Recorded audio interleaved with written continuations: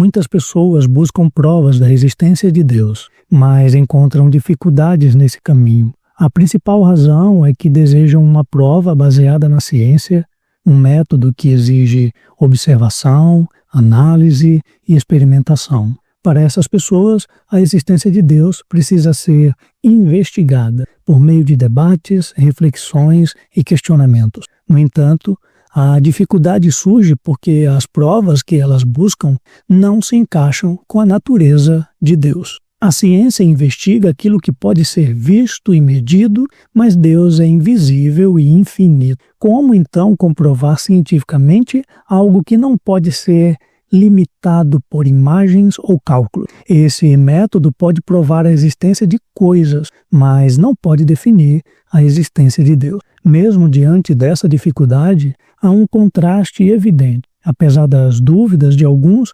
muitas pessoas creem na existência de Deus. Na verdade, o número de pessoas que creem em Deus está começando a aumentar e podemos dizer que é maior do que o daqueles que duvidam. As duas posturas enfrentam a mesma questão, a existência de Deus, mas reagem de formas diferentes. As que duvidam, hesitam, têm dúvidas diante da falta de uma prova científica. Já os que creem têm confiança naquilo que acreditam.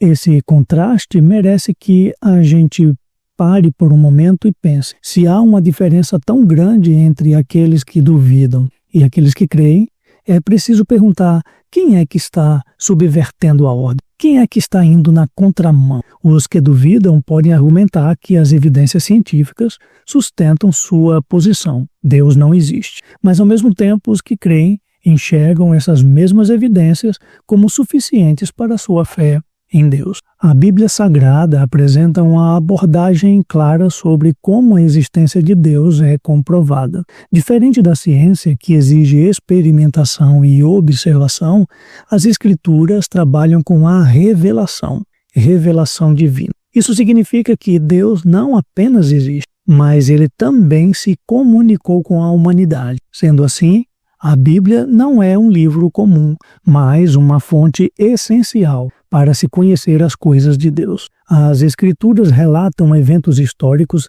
que evidenciam a presença de Deus, especialmente no relacionamento dele com o povo de Israel na Antiguidade. Entre as marcas dessa comunicação estavam os sacrifícios do templo, com destaque para o sacrifício do Dia do Perdão, chamado de Yom Kippur.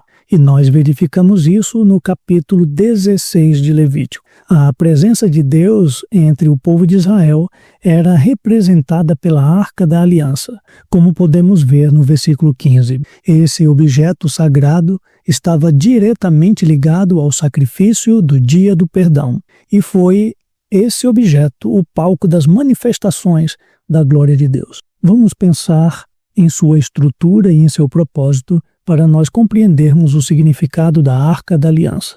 Antes de tudo, a Arca da Aliança era o elemento mais sagrado para o Israel antigo. A arca foi construída em madeira e revestida de ouro puro, como podemos ver em Êxodo 25, verso 10. A arca possuía as dimensões aproximadas de 2,5 metros de comprimento e 1,5 metro de altura. No seu interior estavam 3 itens importantes: as tábuas da lei, que representavam a palavra de Deus, a vara de identificação do sacerdote Arão, evidenciando os milagres divinos, e uma tigela de maná, um alimento sagrado que era símbolo da provisão de Deus. Esses elementos apontavam para a manifestação de Deus em torno da sua aliança, demonstrando que ele age por meio de sua palavra e do seu poder. Mas a presença de Deus não se manifesta de qualquer maneira. A presença de Deus não ocorre para exibição divina ou para ser investigada cientificamente. A ciência jamais provará a existência de Deus e no dia em que isso acontecer, será tarde demais. Outro elemento da arca era a tampa, que era chamada de propiciatório. Era nesse lugar que a nuvem da glória de Deus pairava. O termo propiciatório significa aquilo que propicia, que favorece, que agracia, indicando que sentir e encontrar a presença de Deus é um ato de sua graça. Em cima da tampa da arca do propiciatório havia uma escultura de 2 querubins. Esses seres espirituais protegiam aquilo que era sagrado. Essa era a ideia no mundo antigo. Os querubins tinham uma aparência imponente e, por vezes, assustadora. O rosto era humano, simbolizando a inteligência. O corpo era de leão, representando a força.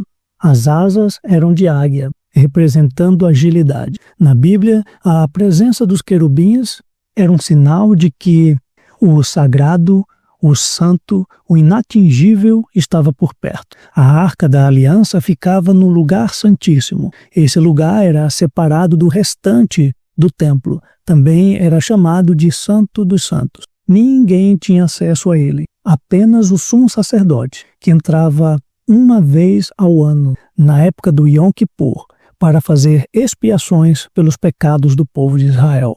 Quando olhamos para os versos 15 e 16, nós vamos ver que a presença de Deus precisava ser mantida. A presença de Deus no meio de Israel era algo extraordinário, mas havia o risco constante de perdê-la.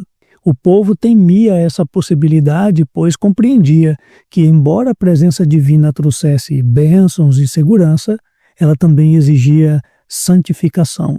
Ter a presença de Deus era uma realidade sublime, maravilhosa. Mas isso não era suficiente. Era necessário manter essa presença. O pior era que a pureza da presença de Deus era um contraste com a impureza dos homens e do mundo. Esta vida está corrompida e contaminada pelo nosso pecado e por isso o templo necessitava de purificação constante. Caso o templo se tornasse impuro, a presença de Deus se retiraria do local. Por isso, anualmente, no dia do perdão, Yom Kippur, realizava-se um sacrifício de expiação para purificação do santuário e do povo de Deus. Vemos isso no verso 16. Na antiguidade, os sacrifícios eram uma linguagem comum de adoração e expiação, até mesmo para as nações dos povos vizinhos de Israel. O valor do sacrifício não estava no ato em si, mas no seu significado, sua essência. Ou seja, a vida foi corrompida, precisaria morrer para que o povo pudesse se aproximar da presença de Deus e daquilo que é ideal para a vida humana. Nesse capítulo de Levítico, nós vimos o processo desse sacrifício para a purificação no dia do perdão. O sacrifício era realizado de forma específica e solene. Um animal era escolhido para representar a vida do povo. Ele era sacrificado no altar que ficava do lado de fora. E o sangue era levado pelo sumo sacerdote para o lugar santíssimo, para o Santo dos Santos. Ali, no propiciatório, o sangue era aspergido sobre a tampa da Arca da Aliança e o local onde a glória de Deus se manifestava. Esse ato simbolizava a purificação e a reconciliação do povo com Deus. Era um sinal de que a presença de Deus se manifestava onde havia consciência espiritual. E isso significava que o povo precisava reconhecer sua condição espiritual corrompida. A queda da humanidade afastou o homem do seu propósito original, distorcendo sua relação com Deus. Quando se tinha consciência da distorção da própria vida, Deus se manifestava e assim experimentava-se a realidade de sua existência. Sem essa consciência, a presença de Deus não se manifestaria. E é essa relação entre consciência espiritual e manifestação divina que explica por que algumas pessoas creem na existência de Deus. Quando alguém reconhece a sua extrema necessidade espiritual, Deus se revela a ela. A experiência da presença de Deus se torna então real porque houve um coração quebrantado e aberto para recebê-lo. Por outro lado, aqueles que não reconhecem sua necessidade espiritual não experimentarão a manifestação de Deus. Sem essa consciência, a presença de Deus não se torna evidente para essas pessoas. A maneira segura de provar a presença de Deus é, na verdade, experimentando. A existência de Deus não é provada pela ciência, mas sim pela experiência pessoal. Enquanto a ciência busca evidências materiais, a presença de Deus se manifesta em toda a terra, na vida daqueles que têm consciência de sua necessidade espiritual. A experiência de cada pessoa é única e somente aquele que encontra Deus pode testemunhar sobre a realidade de Deus. Então, a existência de Deus é provada por pessoas e não pela ciência. A consciência espiritual é exclusiva do ser humano. A necessidade maior de uma pessoa é viver plenamente. E essa busca pela plenitude frequentemente leva a pessoa ao encontro com Deus. Quando uma pessoa tem um encontro real com Deus, todos os seus questionamentos desaparecem. Argumentos e debates perdem o sentido diante da manifestação da gloriosa presença divina. As dúvidas são dissipadas e a realidade de Deus se torna inegável para aquele que o experimenta. A experiência pessoal com Deus é a única forma de provar sua existência. Nenhuma ciência pode provar a existência de Deus de forma como uma experiência pessoal pode. Deus se revela para aqueles que o buscam com sinceridade, reconhecendo sua necessidade espiritual. É importante que você admita a própria condição, que você reconheça que esta vida e este mundo estão distantes do projeto original de Deus. Diante dessa realidade, a única resposta que nós podemos ter é buscar Deus com sinceridade, demonstrando a Ele a verdadeira necessidade do quanto precisamos de sua presença. E Deus, em sua fidelidade e graça, se manifestará. Sua presença e poder transformarão para sempre a vida daqueles que o encontram.